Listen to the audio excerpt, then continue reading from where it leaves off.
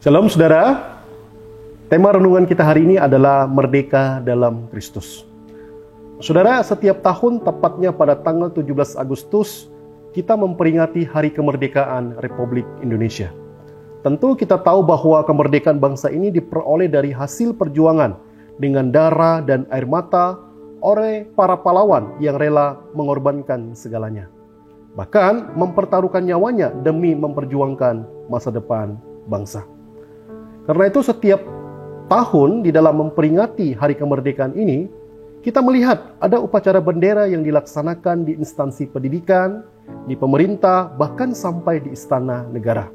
Nah, di dalam upacara tersebut ada momen di mana kita diminta untuk mengheningkan cipta ataupun mengenang jasa para pahlawan yang telah berjuang memperebutkan kemerdekaan ini, serta merayakan semangat nasionalisme. Nah, saudara, kita bersyukur kepada Tuhan karena di tahun ini Indonesia telah memasuki tahun yang ke-80 menghirup udara kemerdekaan. Nah, saudara, sebenarnya melalui momen hari kemerdekaan ini, kita sebagai orang Kristen tidak hanya sekedar merayakan kemerdekaan bangsa, namun melalui momen ini kita diajak untuk melihat kemerdekaan dari sudut pandang rohani yang bernilai kekal.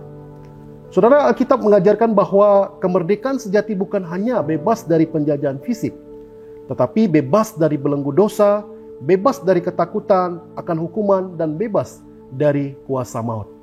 Nah, di dalam surat Roma pasal yang ke-6 ayat yang ke-18 berkata seperti ini, "Kamu telah dimerdekakan dari dosa dan menjadi hamba kebenaran."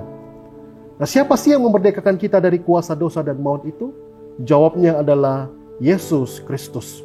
Dialah yang membebaskan kita dari belenggu dosa melalui kematian dan kebangkitannya. Jadi barang siapa yang percaya kepada karya Allah, Alkitab mengatakan bahwa dia telah mengalami kemerdekaan, mengalami pengudusan sehingga memperoleh hidup yang kekal.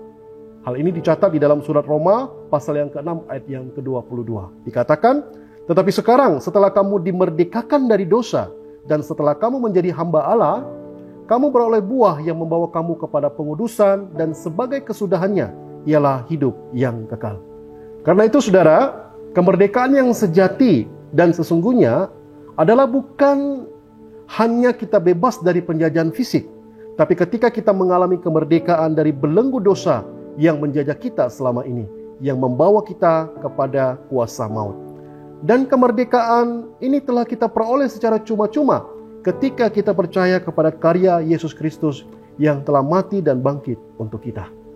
Sehingga kita bisa hidup di dalam kebenaran dan bukan lagi di dalam perbudakan dosa. Saudara, biarlah pada momen memperingati hari kemerdekaan bangsa kita ini juga mengingatkan kita bahwa Yesus telah memerdekakan kita dari belenggu dosa.